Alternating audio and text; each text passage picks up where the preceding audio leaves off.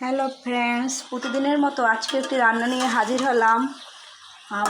তা হলো ইলিশ মাছ দিয়ে, এই যে ইলিশ মাছ কেটে রেখেছি, ইলিশ মাছ দিয়ে সিম, ফুলকপি, আলু রান্না করতেছি। এই জন্য আমি মশলাগুলোকে আগে কষিয়ে নিয়েছি, এরপরে সবজিগুলো দিয়ে দিয়েছি, সবজিগুলো দিয়ে কষিয়ে নিচ্ছি। আর এই যে মাছের তেলটা ছিল এটাও আমি দিয়ে দিয়েছি এর ভিতরে, কারণ মাছটা তো টেস্ট হতে হবে, তাই না? এই জন্য দিয়ে আমি একটু ভাপে দিচ্ছি। দেওয়ার পরে এটার উপরে আমি আবার মাছটা উঠিয়ে রেখেছি। এই যে মাছটা উঠিয়ে রেখেছি, উঠিয়ে রেখে এখন আমি কষিয়ে নিচ্ছি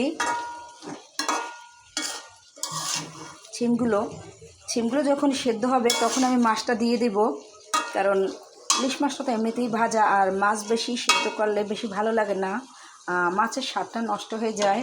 এই জন্য আমি এভাবে রান্না করতেছি। আর এখন আমার যে ঢেকে দিচ্ছি, মাছটা যখন এই যে ঝোলটা কমে যাবে, এই যে নিচে একটা ঝোল আছে, আমি দেখাচ্ছি। এই ঝোলটা একদম শুকনো শুকনো করে ফেলতে হবে, তাহলেই মনে করবেন কষানো হয়ে যাবে। আর যদি ঝোল থাকে তাহলে কষালে ভালো লাগবে না। আপনারা চেষ্টা করবেন সব সময় সবজি তরকারি একটু ভালো করে কষাতে, যত বেশি কষাবেন ততই ভালো লাগবে। এখন আমি ঢেকে দিচ্ছি, আস্তে আস্তে সেদ্ধ হবে। এরপরে আমি যখন কষানো হয়ে যাবে তখন আমি পানি দেব। পানি দিয়ে যখন পানিগুলো ফুটে উঠবে তখন এই মাছগুলো দিয়ে দেব।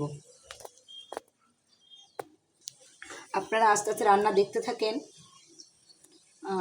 আর আমার পেজটি আপনারা ফলো করে লাইক করুন, সাবস্ক্রাইব করুন।